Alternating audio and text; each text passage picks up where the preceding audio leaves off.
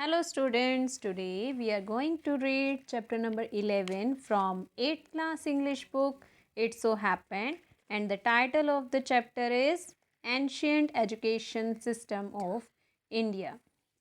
भारत की प्राचीन काल में शिक्षा पद्धति क्या थी, इसके बारे में हम इस चैप्टर में पढ़ने वाले हैं. So let us start. Did you know that India has been the center of learning since ancient times? And how did we come to know about this? क्या आपको पता है कि भारत प्राचीन काल में शिक्षा का केंद्र था और हमें इसके बारे में कैसे पता चला?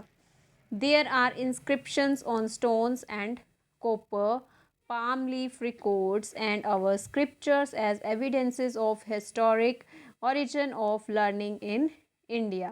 तो हमें ये कैसे पता चला कि भारत शिक्षा का केंद्र हुआ करता था? तो हमें पता चला है ये सब कुछ शिलालेखों से या अभिलेखों से, जो कि पत्थरों पर लिखे गए थे या कोपर तांबे पर लिखे गए थे, और या फिर पाम लीव्स पर इनका रिकॉर्ड हमें मिलता है. और हमारे कई स्क्रिप्चर्स क्या मतलब कि हमारे जो धार्मिक ग्रंथ हैं वो भी हमें इसके एविडेंस देते हैं, इसकी सबूत देते हैं कि भारत जो है लर्निंग मतलब इंडिया में जो शिक्षा पद्धति थी वो किस प्रकार की थी.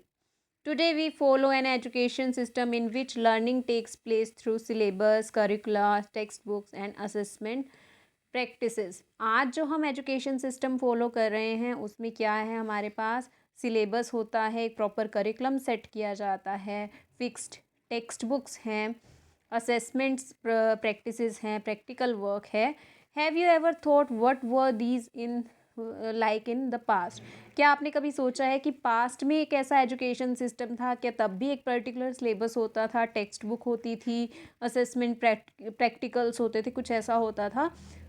In this feature story, we will give you glimpse of our ancient education system.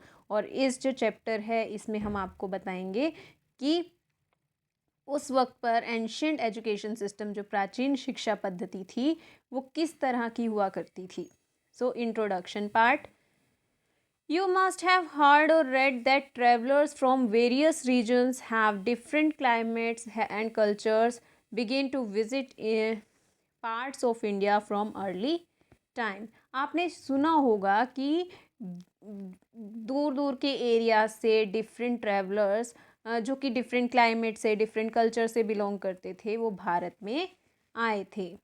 अब उस टाइम पर जैसे फाहियान, ह्यूनसांग, अलबरूनी, बहुत सारे ऐसे ट्रैवलर्स थे जो भारत में आए थे. To them India was a land of wonder. मतलब उनके लिए इंडिया क्या था? एक वंडर मतलब कई यहाँ पर बहुत स्पेशल चीज़ें थी जिसके बारे में उन्होंने सुना था और वो भारत में आए थे. The fame of Indian culture, wealth, religion, philosophies, art, architectures as well as it educational practices had spread far and wide. भारत की संस्कृति, यहाँ की धन दौलत, यहाँ के धर्म, यहाँ की फ़िलॉसफीज़ या आर्ट, आर्किटेक्चर्स, ये सब दुनिया में फेमस थे. और इसके साथ साथ इंडिया का जो एजुकेशनल सिस्टम था वो भी काफ़ी फेमस था. The educational system of ancient times was regarded as a source for knowledge, tradition and practices that guided and encouraged humanity. और उस टाइम के एजुकेशन सिस्टम को क्या माना जाता था कि वो एक सोर्स है किस चीज़ का? नॉलेज का, यहाँ के ट्रेडिशन, रीति रिवाजों का, यहाँ पर जो प्रैक्टिसेस चलती आ रही हैं पुराने टाइम से, वो अगली जनरेशन तक फॉरवर्ड हो जाए, वही एजुकेशन का मेन एम माना जाता था. Salient features of ancient education system. और उस टाइम की एजुकेशन सिस्टम में के मेन फीचर्स क्या थे? So let us start. From the time of Rig Veda onward, our ancient education system evolved over the period and focused on holistic development of the individual by taking care of both inner and outer self. Rigveda के बाद मतलब वैदिक काल के बाद जो प्राचीन शिक्षा पद्धति थी वो काफ़ी टाइम तक चेंज होती रही, उसमें कई चेंजेस आते रहे और फिर फाइनली उसका फोकस किस पर हुआ, हॉलिस्टिक डेवलपमेंट यानी कि टोटल डेवलपमेंट, कि पूर्ण रूप से एक बच्चे का डेवलपमेंट करना, चाहे वो मेंटल हो, फिजिकल हो, इंटेलेक्चुअल हो, सभी पार्ट्स पर उसको परफेक्शन देना जो था उस टाइम की एजुकेशन सिस्टम का मेन एम था। मतलब वो क्या ध्यान देते थे कि इनर और आउटर सेल्फ, यानी कि बच्चा जो है वो फिजिकली भी स्ट्रांग हो और इंटरनली भी, ठीक है, मतलब कि उसकी जो सोच है वो भी अच्छी होनी चाहिए और उसकी फिजिकल जो बॉडी है वो भी अच्छी होनी चाहिए। So the system focused on moral, physical, spiritual, intellectual aspect of life. So education का मेन फोकस था नैतिक विकास, यानी कि अच्छी हैबिट्स बच्चा सीखे, फिजिकल डेवलपमेंट, फिजिकली वो स्ट्रॉन्ग हो, ठीक है, स्पिरिचुअल मतलब धर्म में उसका विश्वास हो, इंटेलेक्चुअल आस्पेक्ट्स मतलब कि उसकी सोच जो है, जीवन के प्रति जो उसका नज़रिया है वो सब अच्छे से डेवलप हो सके, इस टाइप का वहाँ पर एजुकेशन सिस्टम हुआ करता था। It emphasized on values such as humility, truthfulness, discipline, self-reliance, respect for all creation. So इसमें मेन एम्फेसिस जोर किस पर डाला जाता था, ह्यूमिलिटी, ट्रूथफुलनेस मानवता, सच बोलना, डिसिप्लिन में रहना, अनुशासन सिखाना, अपने ऊपर विश्वास, दूसरे जो क्रिएशंस हैं, दूसरे एनिमल्स हैं या अदर लिविंग बींग्स हैं उनकी रिस्पेक्ट करना, ये सभी उस टाइम के मेन जो थे वैल्यूज़ थी। Students were taught to appreciate the balance between human beings and nature, मतलब उस वक्त की एजुकेशन में ह्यूमन बींग्स और नेचर के बीच के इंटरेक्शन को भी सिखाया जाता था। Teaching and learning followed the tenants of Vedas and Upanishad, fulfilling duties toward self, family and society. और टीचिंग और लर्निंग जो प्रोसेस था उसमें जो मेन सिद्धांत था कि जो बच्चा है, सिद्धांत किसके फॉलो किए जाते थे, वेद के और उपनिषद के सिद्धांतों को फॉलो किया जाता था, जिसमें किसकी डेवलपमेंट थी, सेल्फ, यानी कि बच्चा जो है उसको अपने प्रति जो जिम्मेवारियां हैं, अपनी परिवार के प्रति जो रिस्पॉन्सिबिलिटीज़ हैं और अपनी सोसाइटी के प्रति जो रिस्पॉन्सिबिलिटीज़ हैं उसको वो बच्चा पूरा कर सके, दस emphasizing all aspects of life. और इस तरह से उस वक्त की education system all round development के ऊपर जोर दिया करती थी। Education system focused both on learning, physical development, in other words the emphasis was on healthy mind and healthy body. तो उस वक्त की एजुकेशन का मेन एम्फेसिस जो था, मेन जो मोटिव था वो था बच्चे के माइंड भी डेवलप हो और बच्चे की बॉडी भी डेवलप हो। You can see that education in India has a heritage of being pragmatic, achievable and complementary to life. तो इस तरह से आप देखते हो कि उस टाइम की जो एजुकेशन जो थी वो बच्चे को प्रेगमेटिक मतलब कि व्यवहारिक बनाती थी और अचीवेबल मतलब वो जीवन में कुछ अचीव कर सके और जीवन के साथ मेल खाती हुई एक शिक्षा पद्धति उस वक्त पर अपनाई गई थी। अब सोर्सेज ऑफ एजुकेशन, अब एजुकेशन के सोर्स हमारे पास कौन से हैं। The ancient system of education was the education of Vedas, Brahmanas, Upanishads and Dharmasutra. उस टाइम के एजुकेशन के जो सिलेबस थे उसमें किनको क्या चीज़ें पढ़ाई जाती थी, वेद पढ़ाए जाते थे, ब्राह्मणास, उपनिषद और धर्मसूत्र। ये सभी हमारे एजुकेशनल स्क्रिप्चर्स हैं, धार्मिक ग्रंथ हैं जिनको उस वक्त पर पढ़ाया जाता था। You must have heard that the names of Aryabhata, Panini, Katyayana and Patanjali. ये सभी जो हैं ये एंशियंट मेन जो एजुकेशनिस्ट हैं उनके नाम हैं। Their writings and medical treatises of चक्र and Sushruta were also some of the sources of learning. इसके अलावा चक्रा एंड सुशस्त्रा ये भी उस टाइम के एजुकेशन के सोर्सेस, मतलब जो चीज़ें पढ़ाई जाती थी. Distinction was also drawn between shastras, learned disciplines, and Kavyas, imaginative and creative literature. Distinction was also drawn between Shastras, the learned disciplines, and Kavyas, imaginative and creative literature. मतलब दोनों में ही क्या स्पेशलिटी बनाई जाती थी, क्यों चाहे वो शास्त्र हो, मतलब कि शास्त्रों का अध्ययन, और काव्य. काव्य क्या होता था? इमेजिनेटिव, क्रिएटिव राइटिंग, लिटरेचर से रिलेटेड दोनों की ही स्टडी करवाई जाती थी उस टाइम पर. The sources of learning were drawn from various discipline such as इतिहास,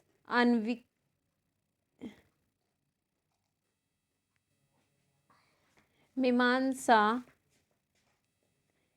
interpretation, and Shalpashastra, that is architecture, Arthashastra, that is polity, Varta, that is agriculture, trade, commerce, animal husbandry, and Dhanurvidya, archery. अब उस time पर जो syllabus था वो क्या चीज़ें cover करता था? वो हिस्ट्री भी कवर करता था, लॉजिकल थिंकिंग से रिलेटेड सब्जेक्ट कवर करता था, उसके अलावा आर्किटेक्चर्स, ठीक है, मतलब practical subjects were also there, और पॉलिटिक्स हो गया, agriculture, trade, commerce, animal husbandry, पशुपालन, और धनुर्विद्या भी सिखाई जाती थी.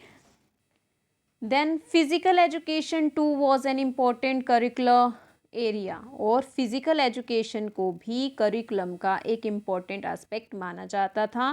पीपल्स पार्टिसिपेटेड इन क्रीड़ा, क्रीड़ा यानी कि गेम्स में, रिक्रिएशनल एक्टिविटीज़ में बच्चे पार्टिसिपेट करते थे. व्यायाम प्रक्रिया, दैट इज एक्सरसाइजेज भी.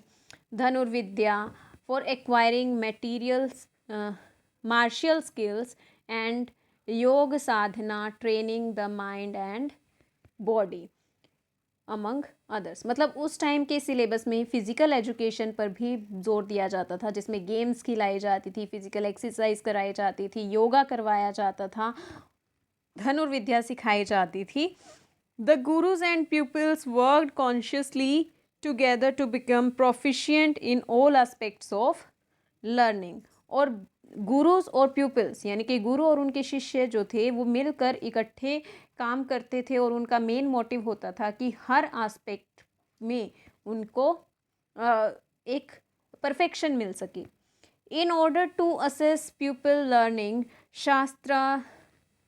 शास्त्रार्था लर्नड डिबेट्स वर ऑर्गेनाइज्ड. जैसे आजकल के एजुकेशन सिस्टम में भी डिबेट्स होती हैं, उस टाइम पर भी डिबेट्स ऑर्गेनाइज करवाई जाती थी.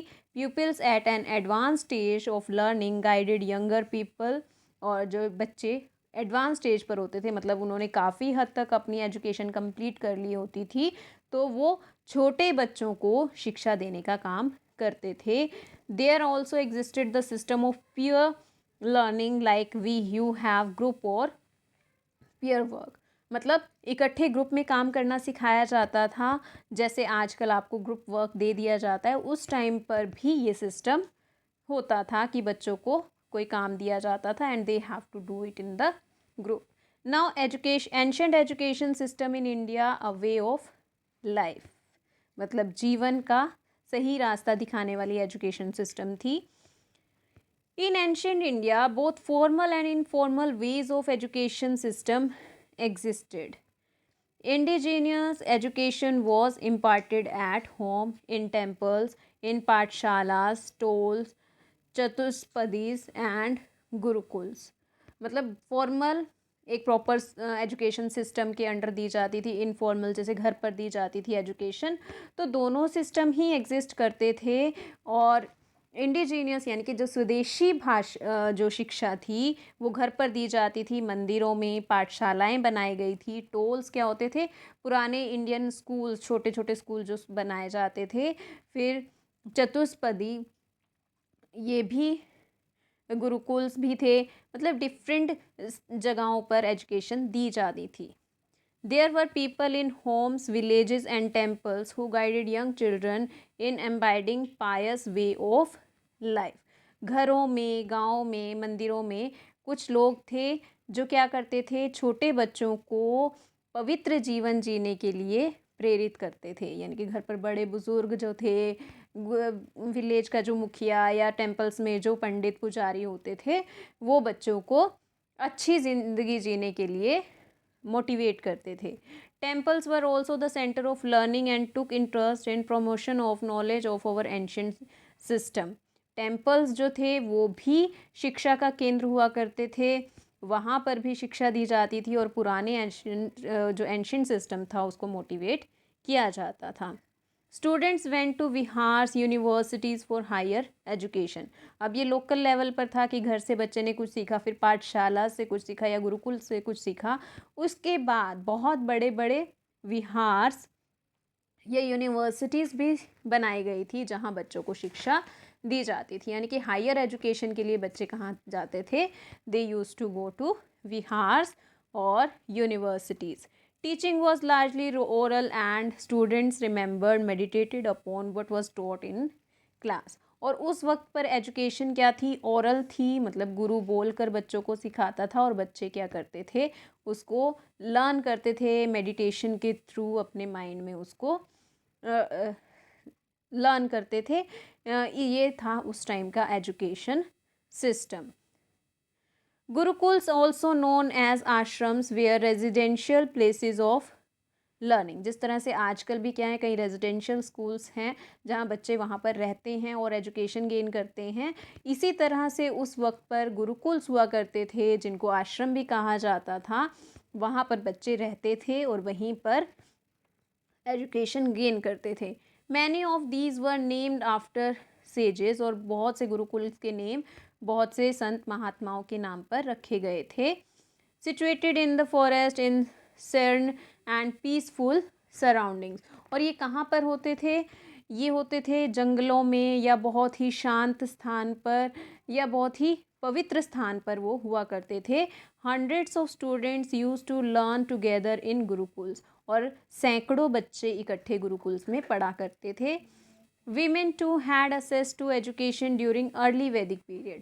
अर्ली वैदिक पीरियड में वीमेन को भी एजुकेशन का राइट था और उसके बाद कुछ टाइम बाद वीमेन से ये हक छीन लिया गया था. बट एट अर्ली वैदिक पीरियड वहाँ पर एजुकेशन वीमेन को भी दी जाती थी. Among the prominent women Vedic scholars we find reference of Maitri, Vishambhara, Apala, Gargi, Lopamudra, to name a few. अब उनमें से कुछ ये फेमस वीमेन हैं स्कॉलर्स, यानी कि अच्छी पढ़ी लिखी जो लेडीज़ थी उस वक्त की. During that period the gurus and their shishyas lived together helping each other in day to day life. और उस टाइम पर क्या होता था, गुरुज और शिष्य इकट्ठे रहते थे, एक दूसरे की डे टू डे लाइफ में हेल्प किया करते थे. The main objective was to have complete learning, leading a disciplined life, realizing one's inner potential. और उस टाइम पर मेन जो ऑब्जेक्टिव, मेन जो लक्ष्य क्या होता था, कंप्लीट लर्निंग, अनुशासित जीवन और अपने जो अंदर छुपी हुई प्रतिभा है उसको पहचानना और उसको बाहर लाना. Students lived very away from their homes for years together till they achieved their goals. और बच्चे क्या थे, गुरुकुल्स में रहते थे, अपने घर से दूर रहते थे कई सालों तक, और जब तक कि उनका जो गोल है, जो उनकी राइट एजुकेशन है, वो कंप्लीट नहीं हो जाती थी. The Gurukuls was also the place where relationship of Guru and Shishya strengthened with time. और गुरुकुल एक ऐसी जगह थी जहाँ गुरु और शिष्य के बीच जो रिश्ता है वो बहुत मजबूत हो जाता है with the passage of time, क्योंकि बहुत साल तक बच्चा गुरुकुल्स में रहा करता था. while pursuing their education in different disciplines like history, art, debate, law, medicine, etc. मतलब अभी हमने पढ़ा कि डिफरेंट एस्पेक्ट्स थे एजुकेशन के. करिकुलम जो था बहुत वास्ट था, जिसमें हिस्ट्री, आर्ट, आर्करी, लॉ, मेडिसिन, हर तरह की बच्चे को नॉलेज दी जाती थी. The emphasis was not only on outer dimension of discipline but also on enriching inner dimension of the personality. और जो इसका एम्फेसिस था, जो जोर किस पर डाला, सिर्फ आउटर सेल्फ पर नहीं डाला जाता था कि बच्चा बाहर से ऊपरी तौर पर एजुकेशन ले सके, पर ऐसा था कि जिसमें वो अंदर से भी स्ट्रॉन्ग हो, बच्चे की ऑल राउंड डेवलपमेंट हो, उसकी पर्सनैलिटी जो है कम्प्लीटली एनहेंस हो. ठीक है. So this was the education system of ancient India. ठीक है. सो we will do the next part of this chapter in second video.